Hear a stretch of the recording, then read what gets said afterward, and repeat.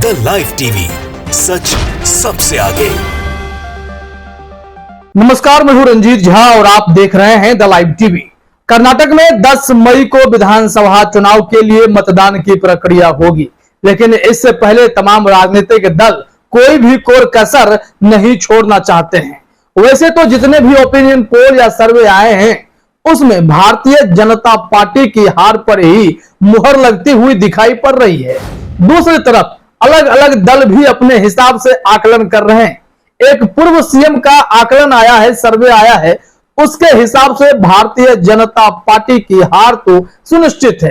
लाख जोर लगा लेंगे या फिर प्रधानमंत्री नरेंद्र मोदी चुनाव प्रचार करने खुद ही मैदान में क्यों न कूद पड़े, नतीजा नीलबटा सन्नाटा रहने वाला है।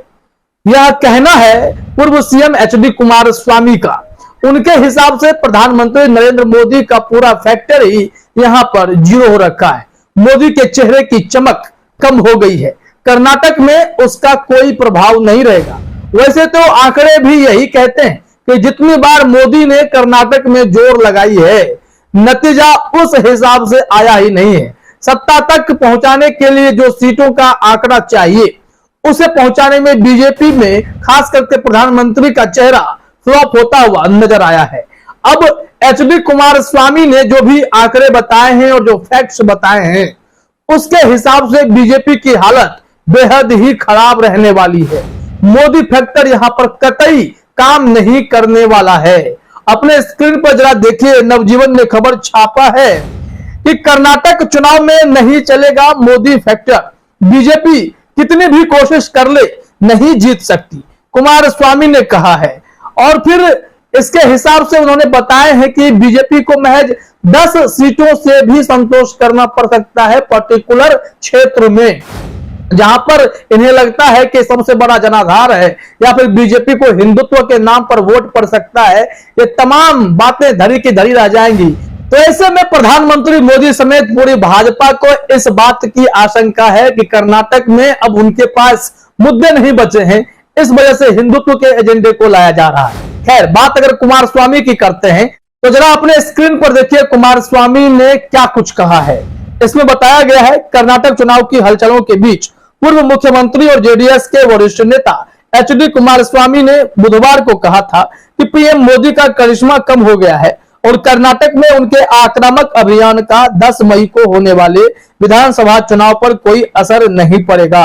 कुमारस्वामी ने कहा कि 9 साल बाद पीएम मोदी की छवि खराब हुई है। बीजेपी कितनी भी कोशिश कर ले, 10 से ज्यादा सीटें नहीं जीत सकती। बीजेपी उन सीटों को भी खोने जा रही है जो उसने पहले जीती थी। आप खुद देख सकते हैं कि बीजेपी शिवमोगा में कितनी सीटें हारने जा रही है, जहां से पूर्व सीएम बीएस येदियुरप्पा आते हैं। एचडी कुमारस्वामी ने जो भी फैक्ट्स बताए हैं या फिर अनुमान लगाए हैं या उनके आंकड़े हैं, उन सब में दम तो दिखाई पड़ता है। प्रधानमंत्री नरेंद्र मोदी के चेहरे का असर तो कम हुआ है। बीते 8-9 सालों में पीएम मोदी के छवि में भी गिरावट महसूस की गई है। कारण यह है कि कई राज्यों में चुनाव हुए जहां भारतीय जनता पार्टी जीती, वहां तो ठीक, जहां नहीं जीती वहां पर जो भी खेल किया गया, जो हम कहते हैं बार बार के साम दाम दंड भेद वाली बात, कि बीजेपी ने जोड़ तोड़ के गणित को आजमाना शुरू कर दिया। विधायकों की खरीद फरोख्त के भी गंभीर आरोप लगे। कट्टर हिंदुत्व के चलते भी उन्हें नुकसान का भी सामना करना पड़ रहा है। कर्नाटक में इस हिंदुत्व के जरिए यहां माहौल बनाना चाहते हैं और मुद्दे से भटकाकर भारतीय जनता पार्टी जय श्री राम और बजरंगबली के बीच लोगों को उलझाए रखना चाहती है, ताकि आने वाले चुनाव में उन्हें इसका फायदा मिल सके, हिंदू बाहुल्य वोट उन्हें मिल सके। लेकिन ऐसा होता हुआ भी दिखाई नहीं पड़ता है। कुमारस्वामी ने कहा कि दिल्ली से चुनाव प्रचार करने के लिए बड़े बड़े चेहरे मंगाए जा रहे हैं, लेकिन इन चेहरों का कोई खास असर कर्नाटक में नहीं होने जा रहा है। उन्होंने क्या कुछ कहा है, जरा अपने स्क्रीन पर आप देखिए। कुमारस्वामी ने कहा कि दिल्ली से राष्ट्रीय नेता चुनाव प्रचार के लिए राज्य में आए हैं। उन्हें तो तब आना चाहिए था जब राज्य के लोग संकट में थे। वे तब नहीं आए थे, अब आ रहे हैं। कुमारस्वामी ने पूछा कि पीएम मोदी अब कर्नाटक आ रहे हैं और रोड शो कर रहे हैं। कल्याण कर्नाटक क्षेत्र में बीजेपी का क्या योगदान है? कृष्णा नदी न्यायाधिकरण के फैसले को 10 साल बीत चुके हैं। बीजेपी ने क्या किया है? सवाल पूछा जा रहा है, क्योंकि भारतीय जनता पार्टी यहाँ पर सिर्फ और सिर्फ मुसलमानों को दरकिनार कर पॉलिटिक्स करके सत्ता में आना चाहती है। येदियुरप्पा को प्रचार प्रमुख जरूर बना दिया गया है, लेकिन यहाँ पर लिंगायत और वोका लीगा को ठीक ढंग से बीजेपी इस बार साध नहीं पा रही है। लिंगायत के कई दावेदार बीजेपी में हैं और येदियुरप्पा को सिर्फ प्रचार प्रमुख बनाए जाने से भी नाराजगी बताई जा रही है। वहीं प्रधानमंत्री मोदी के अगर चेहरे की बात करते हैं कि चुनाव प्रचार में उनके छवि का पूरा प्रयोग किया जा रहा है कि प्रधानमंत्री नरेंद्र मोदी खुद चुनावी ताकत झोंक रहे हैं, प्रचार में अपना सर्वस्व झोंक रहे हैं, लेकिन पीएम मोदी के चुनाव प्रचार का कितना असर पड़ा है इस संबंध में भी हम आपको न्यूज क्लिक के जरिए जानकारी देंगे। लेकिन कुमारस्वामी ने जो बातें कही हैं उसमें साफ तौर पर दिखाई पड़ता है कि पर्टिकुलर क्षेत्र में बीजेपी की पकड़ एकदम से शून्य हो रखी है और वहां जेडीएस की पकड़ है। जेडीएस इस बार किसी के साथ गठबंधन करने के मूड में तो नहीं है, लेकिन उनके चुनावी जो दमखम है उससे यह माना जा रहा है, पॉलिटिकल पंडित कहते हैं कि अंतिम समय तक अगर ये टिके रहे तो कहीं ना कहीं भारतीय जनता पार्टी को बड़ा नुकसान का सामना करना पड़ जाएगा। कुमारस्वामी ने आंकड़े भी गिनाए, साथ ही साथ मोदी जी पर तंज भी कसा, क्योंकि बीजेपी की तरफ से और मोदी जी की तरफ से यह कहा गया कि कुमारस्वामी की पार्टी जो है जेडीएस उसकी कोई विचारधारा नहीं है, कुमारस्वामी जी की कोई विचारधारा नहीं है।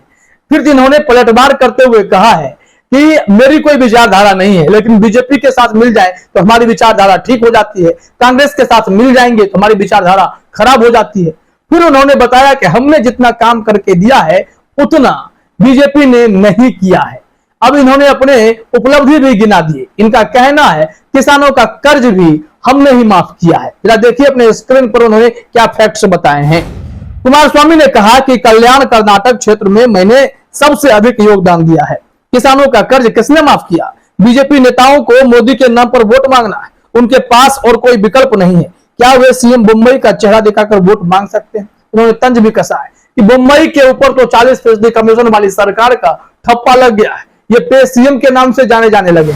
ऐसे में प्रधानमंत्री मोदी कह सकते हैं कि मुंबई जी के नाम पर वोट कीजिए, इन्हें बनाइए फिर से मुख्यमंत्री। इतनी हिम्मत अब बीजेपी में नहीं है। तो दूसरी तरफ अगर आप मुद्दे पर आते हैं, जो हमने कहा कि पीएम मोदी के चेहरे का असर कम हुआ है, कैसे हुआ है उसके लिए जरा अपने स्क्रीन पर आप न्यूज क्लिक की खबर देखिए। न्यूज क्लिक ने लिखा है कि 2013 और 2018 में मोदी फैक्टर ने काम नहीं किया था। प्रधानमंत्री पहले भी कर्नाटक में विधानसभा चुनाव के लिए प्रचार कर चुके हैं, लेकिन कर्नाटक में उनका रिकॉर्ड भाजपा के लिए निराशाजनक रहा है। गुजरात के मुख्यमंत्री के रूप में मोदी ने 2013 के विधानसभा चुनाव में जोरदार प्रचार किया था, लेकिन उनकी पार्टी को मुश्किल से 40 सीटें मिली थी और कांग्रेस को पूर्ण बहुमत मिला था। 2018 में अगले विधानसभा चुनाव प्रचार के दौरान मोदी की लोकप्रियता अपने चरम पर थी। 2014 की लोकसभा जीत बीजेपी की पहली ऐसी क्लीन स्वीप थी जिसने उन्हें एक मजबूत राष्ट्रीय राजनीतिक नेता के रूप में स्थापित किया था। लेकिन कर्नाटक में भाजपा 2018 में विधानसभा चुनाव में, जिसमें बीएस येदियुरप्पा मुख्यमंत्री पद के उम्मीदवार थे, सबसे बड़ी पार्टी के रूप में उभरी, लेकिन उनकी यह जीत भी सशक्त जीत नहीं बनी थी। इसके चलते कर्नाटक में क्या कुछ हुआ आप सब ने देखा भी था। और अब कुमारस्वामी के सर्वे ने, खुद पूर्व सीएम रहे हैं, उनके आकलन ने यह बता दिया है कि बीजेपी के लिए कर्नाटक में दरवाजे बंद हो रहे हैं। सत्ता का सुख बीजेपी को इस बार नहीं मिलने जा रहा है। फिलहाल इस वीडियो में इतना ही। आप सभी का हमसे जुड़ने के लिए बहुत बहुत धन्यवाद। द लाइव टीवी, सच सबसे आगे।